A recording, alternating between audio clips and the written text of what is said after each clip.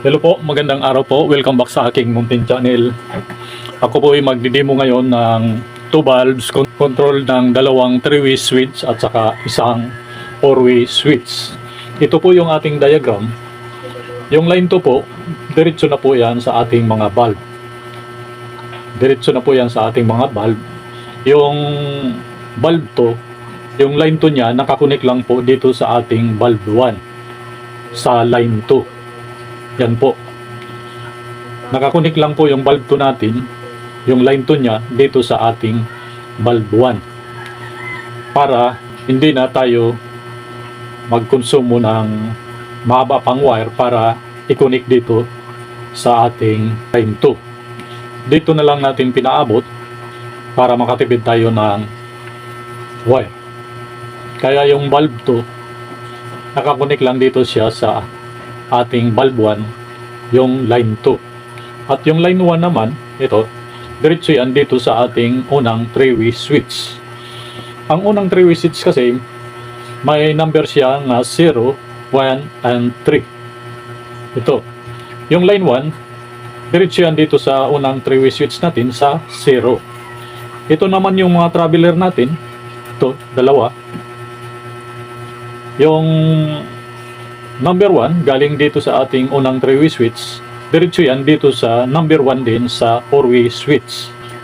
At yung number 3, yung traveler natin, nakakunik siya dito sa ating unang 3-way switch, papunta din doon sa ating number 3 sa 4-way switch. Kasi ang 4-way switch, may number po siya na 1, 3, 2 at saka 4. Kaya yung ating unang 3-way switch, yung number 1, nakakonek sa number 1 sa 4-way switch. Yung number 3, galing dito sa unang 3-way switch, nakakonek sa number 3 doon sa 4-way switch. At yung pangalawa natin traveler, papunta dito sa ating pangalawang 3-way switch, galing sa 4-way switch sa number 4, diretso po yan sa number 1 sa pangalawang 3-way switch natin. At yung number 2, galing sa 4-way switch, papunta po doon sa number 3 ng pangalawa nating 3-way switch. At yung return natin, ito, yung mga return, dalawa, ito yung return ng valve 2. Dito, ikukunik lang natin dito, yung valve 1, ito yung return nya. I-splice lang natin dito para isa na lang wire ang tatakbo dito sa ating pangalawang 3-way switch para sa ating return, dito sa 0. Kung sa line 1, ang nilagay natin dito sa 0 sa unang 3-way switch, dito sa pangalawang 3-way switch, yung return naman ang ilalagay natin para sa dalawang valve. Yan po yung ating diagram.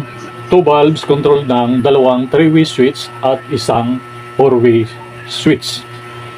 Ito po ay para lamang doon sa mga baguhan, para makuhaan nila ng kaunting kalaman tungkol sa basic wiring ng dalawang valves control ng dalawang 3-way switch at saka isang 4-way switch. Sana i-screenshot nyo para mapag-aralan nyo at makuha nyo ng kaunting kalaman. Ngayon, para makapag-umpisa tayo, ilalagay ko lang dito.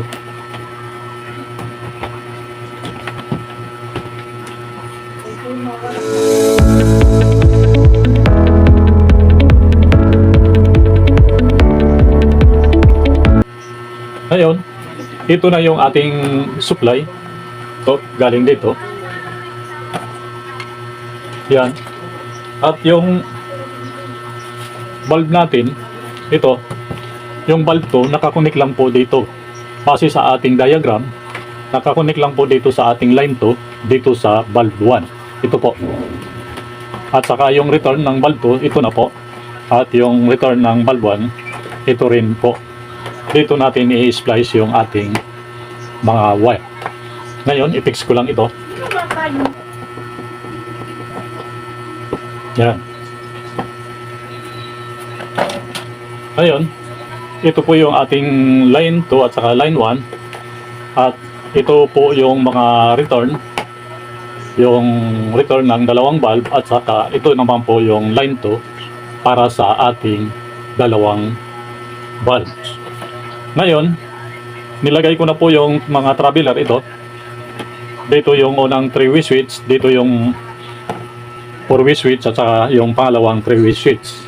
Nilagay ko na po yung mga wire para mapadali lang tayo at saka yung return para sa ating dalawang bulb. Ito, nilagay ko na po para mapadali lang tayo. Ngayon, maglalagay tayo ng isang wire para sa ating line 1 papunta po dito sa ating unang 3-way switch. Ngayon, itong line to sa ating supply at yung line to ng ating mga dalawang bulb, pagsamahin lang natin to.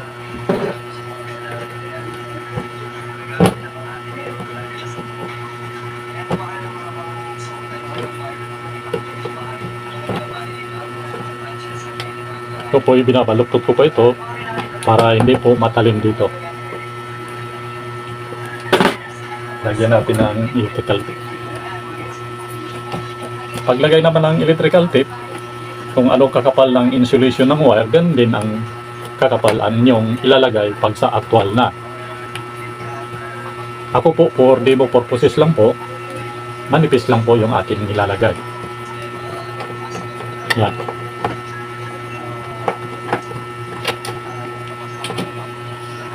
Yan na po yung ating line to. Dito naman tayo sa ating line 1. Itong dalawa, pagsamahin din natin.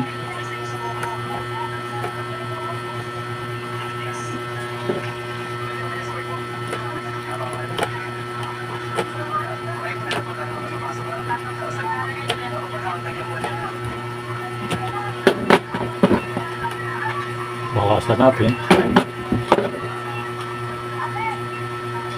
At binabalik ko po ito.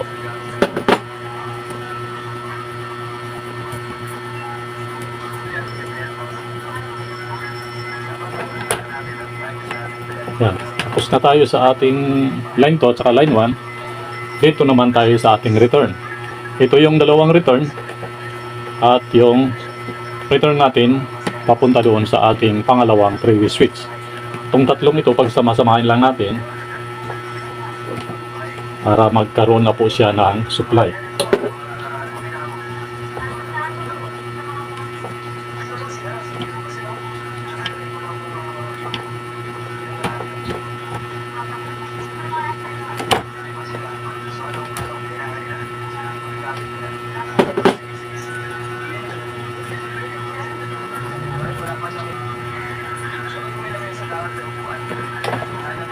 Yan. Tapos na po yung ating return. Ngayon, dito na tayo sa ating traveler. Ito po yung unang 3-way switch. May number siyang 0, 1, and 3. Yung line 1, dito natin ilalagay sa 0. Ito po yung line 1. Sa 0 po natin ilalagay.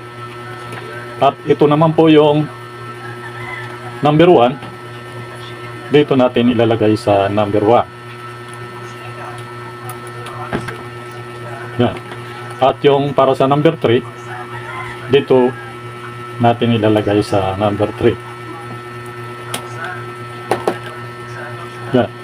Yan na po. Nakakabit na po.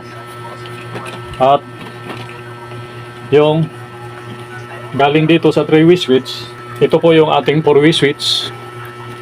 May number po siya na 1, 3, 4, at saka 2. Yung number 3 po, galing dito sa unang 3-way switch, ilalagay natin sa number 3. Ito.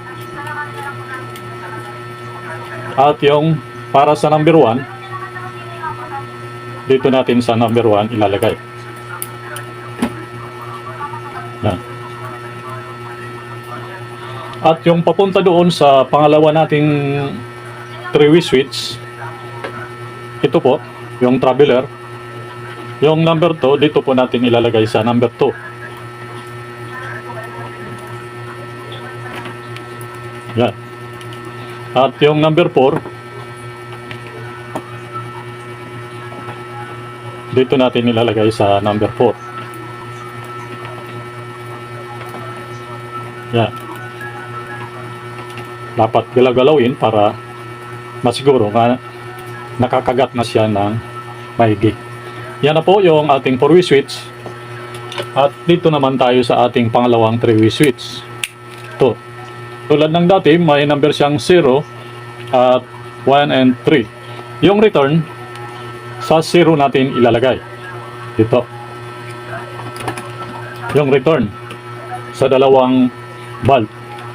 At ito po yung ating number 3. Dito natin sa number 3 ilalagay. At yung para sa number 1, dito natin sa number 1 ilalagay.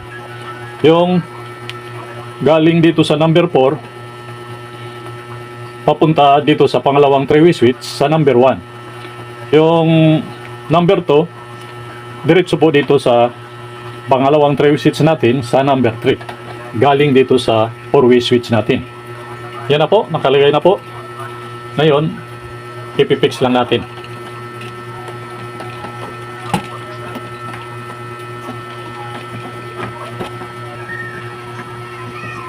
Yan, pantay lang. Lagay natin yung takip. Yan. At ito naman pong 4-way switch ang ating ipipix.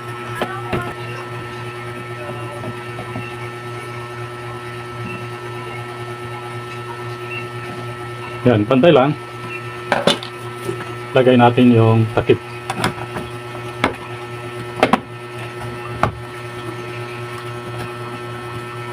Yan. At ito naman pong ating pangalawang 3-way switch. Yan, pantay lang. Yan. Lagay natin yung takip. Yan.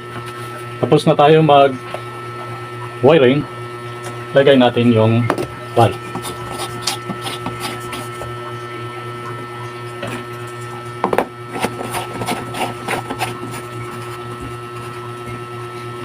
At palagi po itong naka-off at magsuot ng lamp. Ngayon, tapos na tayo ng wiring. Kailangan natin mag-short circuit test bago natin i-terminate dito. I-select lang sa ohms at i-set sa continuity.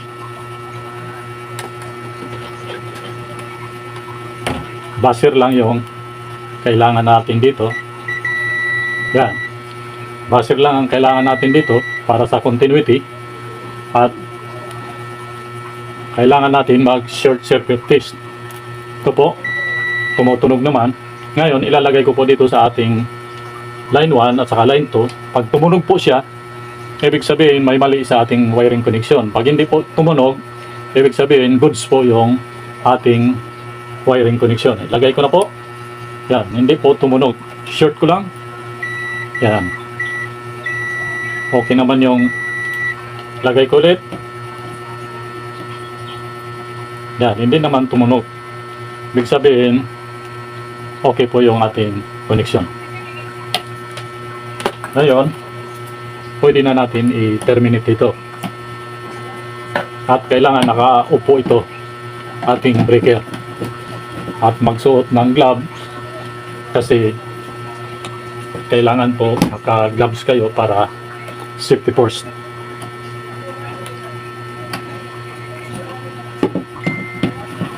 Para po doon sa mga baguhan. Para po ito sa kanila.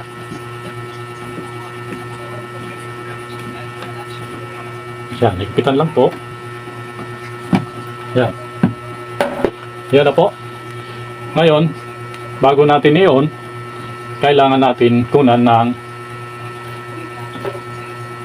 voltahe o kuryente kung mayroon bang pumapasok dito galing sa ating service entrance. Huwag kalimutan i-select sa volts at i-set sa AC. Yan. Naka-select na sa AC at saka naka-set sa volts. Ngayon, kukunan natin kung mayroon bang supply. Lagay ko na po. Yan. Mayroon po siyang 219.4. At dito naman po sa ating load side, i-on ko po. Yan. Yan, parehas lang. 219.4. Ibig sabihin, may supply na po tayo. Ngayon, kakaon na po yung ating breaker. Susubukan na po natin kung gagana ba yung ating ginawa. Pag in-on ko po ito, dapat umilaw po itong dalawa. Pag nakailaw na po, dapat i-off ko po dito, dapat mag-upo siya. Pag naka-off na po, dapat pag in-on ko po dito sa pangalawang 3-way switch, mag-on po siya dalawa. Ngayon, i-on ko na po. Yan. I-off ko po dito sa ating 4-way switch. Yan. I-on ko po dito, pangalawa. Medyo maluwag. I-on ko po.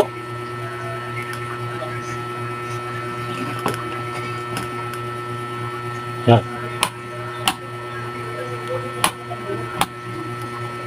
Medyo maluwag lang yung ano, yung ating maluwag yung ating dyan sa receptacle, yung hindi naigpitan, lumuwag po siya. Pero umiilaw naman po. Yan. I-off ko po dito. 4-way switch. I-on ko po. I-off ko po dito sa 4-way switch. Yan. I-off. I-on. I-off. I-on.